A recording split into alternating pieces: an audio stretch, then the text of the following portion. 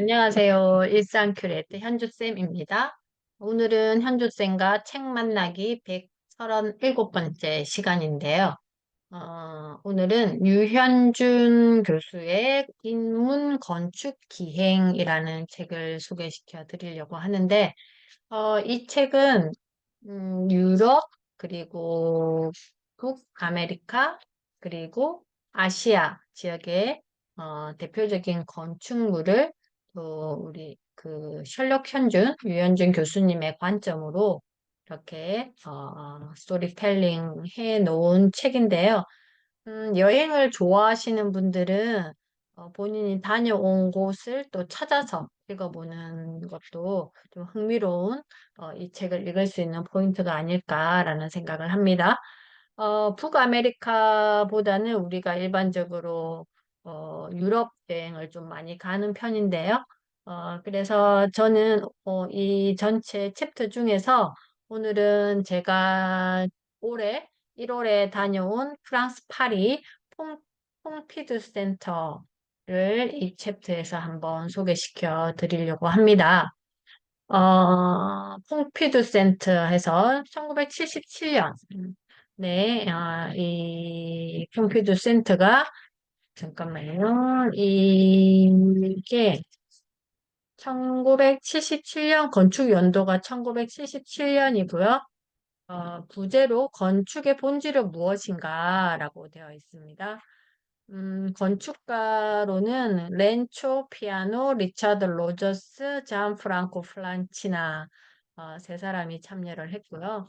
1969년에 프랑스 정부는 파리의 낙후된 지역을 재개발하기 위해서 미술관을 짓기로 하고 국제 공모전을 개최했는데 이때 어, 33세의 이탈리아 건축가 렌초 피아노와 37살의 영국 건축가 리처드 로저스는 로저스의 아내 수 로저스의 소개를 만났고 그녀의 권유로 함께 퐁피두 센터 현장 설계를 지원한다라고 되어 있습니다. 681개의 출품작 중에서 이 두 사람의 작품이 선정되었고 이 두 젊은 건축가는 하루아침에 국제적인 명성을 얻게 되었다라고 이 앞에 서문에 되어 있는데요. 프랑스 파리 여행을 다녀오신 분들은 아시겠지만 그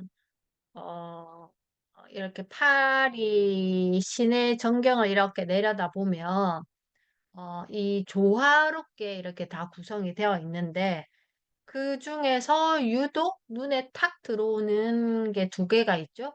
하나는 에펠탑과 하나는 이 퐁피두 센터인데요.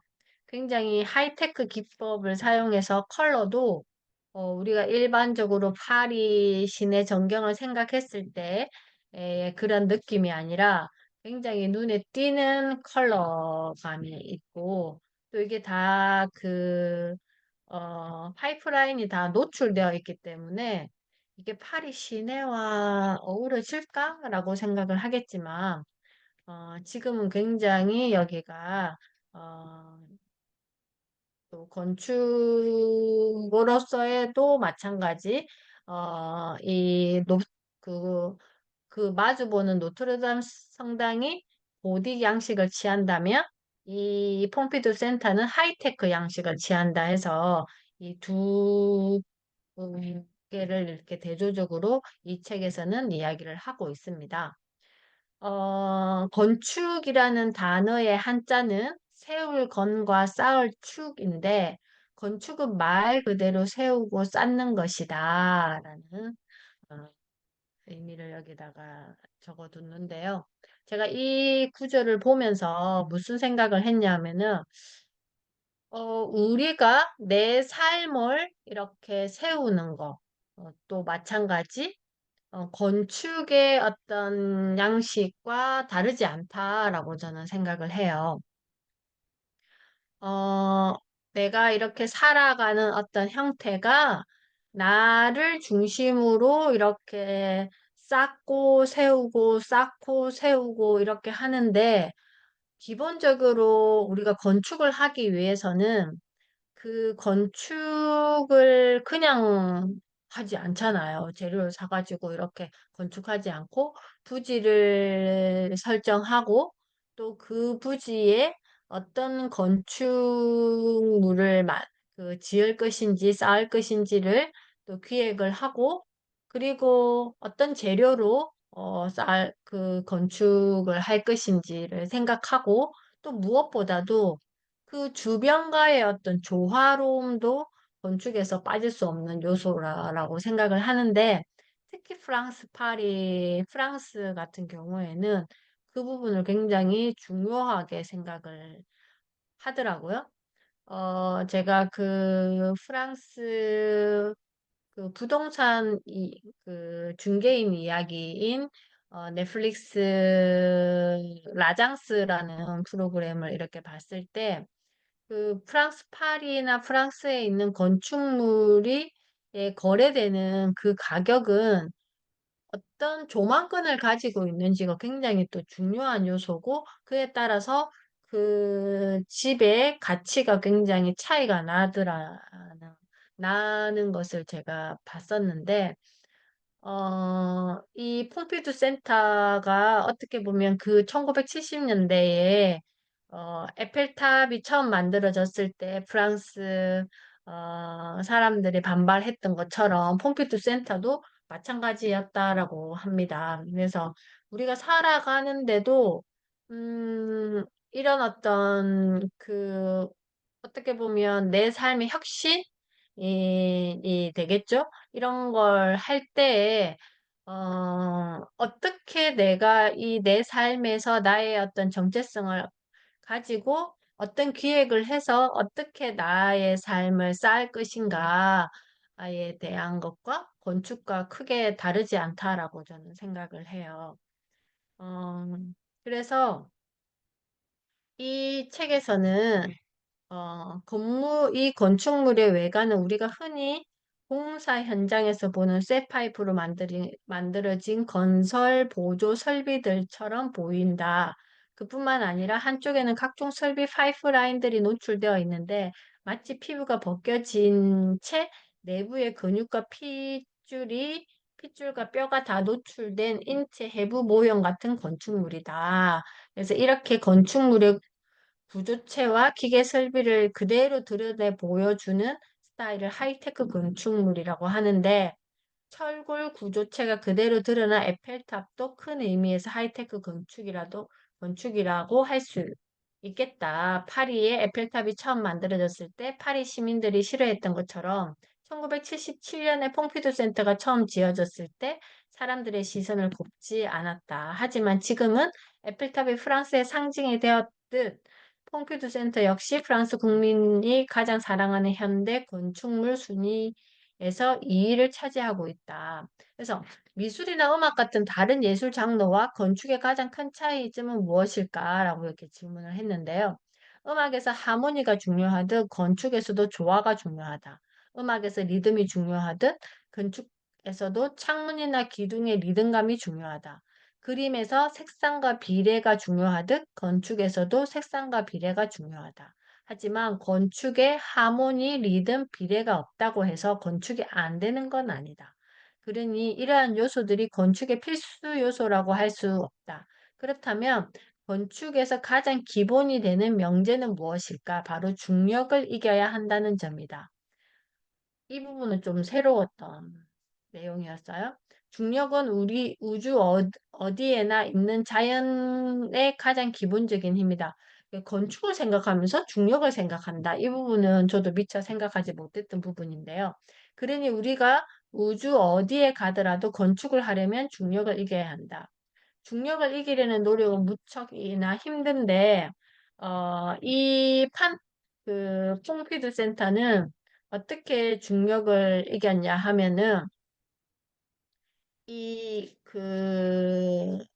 건축 양식에 이 퐁피두 센터의 인면을 보면 그 정사각형으로 된 철골 부재 사이에 X자 형태의 가느다란 강철봉이 설치가 되어 있는데 이것들을 이렇게 어, 그 우리 그 텐트 치듯이 텐트에 이렇게 줄을 이렇게 당기고 이쪽으로 이렇게 당기고 이렇게 하듯이 이 건물이 그런 어떤 형태를 유지하기 위해서 그 유목민들이 사용했던 그 텐트를 치는 형태의 모습으로 이 건축을 디자인을 했다라고 합니다. 그래서 중력을 이기기 위해서 그냥 뭐, 무에서 유를 만들어낸 게 아니라 우리가 인간이 살아오는 그 삶의 과정에서 얻었던 지혜들을 응용해서 여기 건축의 디자인에 적용을 했다는 게 참, 어, 이거를 이 책에서 또 유현준 교수님의 관점으로 이렇게 해석을 해줘서 또 새롭게 알게 된 모습이었어요. 그 내용이었습니다. 어, 우리가 어떤 이렇게 건물을 본다라고 했을 때, 어, 저는 그에 따른 우리가 일반적으로 건축을 하지 않은 사람들은 그에 따른 내용들을 이렇게 자세하게 알 수 없잖아요. 근데 건축을 이렇게 인문학적인 관점으로 이야기를 구체적으로 이렇게 해주는 이 챕터를 제가 보면서 무슨 생각을 했냐면은 저 같은 경우에는 내 삶의 구조학이라는 수업을 한단 말이에요.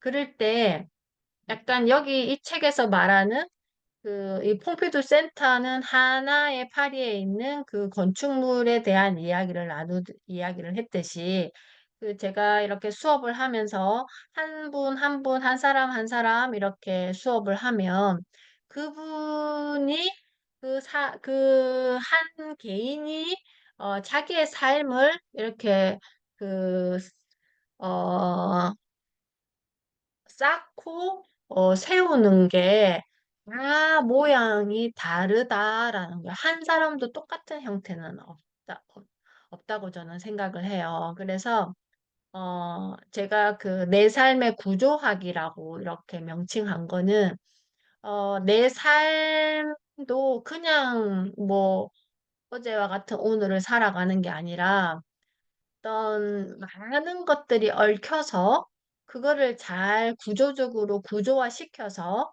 또 때로는 또 따로 떼어내어서 기획을 하기도 하고 때로는 또 영성적인 부분을 키워야 되기도 하고 때로는 관계적인 부분도 이해해야 되기도 하고 굉장히 매우 복잡하고 어, 서로 얽혀 있는 이런 형태로 우리는 살아가는데 이런 걸 구체적으로 생각하지 않고 그냥 살아간다면 잘 허물어질 수 있는 건축이라고 생각을 해요. 우리가 건축물도 기초공사가 잘 되어 있지 않으면 붕괴 사고가 굉장히 많이 일어나잖아요. 그것처럼 우리의 삶도 이 책에서 이런 한 건축물, 인문학적인 관점으로 이야기해 주듯이 내 삶의 어떤 형태도 어, 다르지 않다라고 생각을 합니다. 그래서 저는 이 책의 제목이 인문 건축 기행이잖아요. 그래서 책을 어떻게 읽으면 재밌을까? 이 두꺼운 책을 처음부터 끝까지 내가 다 읽겠다라고 생각하지 마시고, 이 챕터에서 내가 여행을 다녀온 곳을 먼저 읽어보는 게 제일 좋겠죠. 저는 최근에 다녀온 프랑스 파리의 퐁피두 센터를 먼저 읽었듯이, 또 사실은 그거 외에는 별로 아는 건축물이 없어요. 왜냐면은 제가 그렇게 건축물에 관심을 가지는 사람이 아니기 때문에. 그러면 또 그 다음에는 어떤 관점으로 보냐 하면은 내가 가보고 싶은 곳을 이렇게 보고 아니면 여기에 이제 건축물들이 이렇게 소개되어 있으니까 한번 검색하셔서 나는 이 건축물에 되게 관심이 있어 하면 그 건축물을 위주로 이렇게 먼저 보고 다음에 내가 여행을 가서 여기를 한번 다녀와야지 이런 관점으로 이 책을 보면 되게 재미있게 볼 수 있을 것 같습니다. 자, 그래서 오늘은 유연준의 인문건축 기행 중에서 제가 최근에 다녀온 폼피두 센터와 어, 유현준 교수님이 인문건축 기행의 관점에서 말씀해 주신 거와 제가 내 삶의 구조학에서 하는 어떤 관점과 또 우리가 살아가는데 이게 건축을 한다는 관점으로 또 내 삶을 이렇게 보는 거. 이런 관점으로 제가 오늘 이 책을 한번 소개시켜 드렸습니다. 그리고 마지막으로 이 책을 어떻게 만나면 재밌게 만날 수 있는지까지 소개시켜 드렸습니다. 오늘은 여기까지 하고요. 다음 주에는 138번째 책으로 만나 뵙도록 하겠습니다. 감사합니다.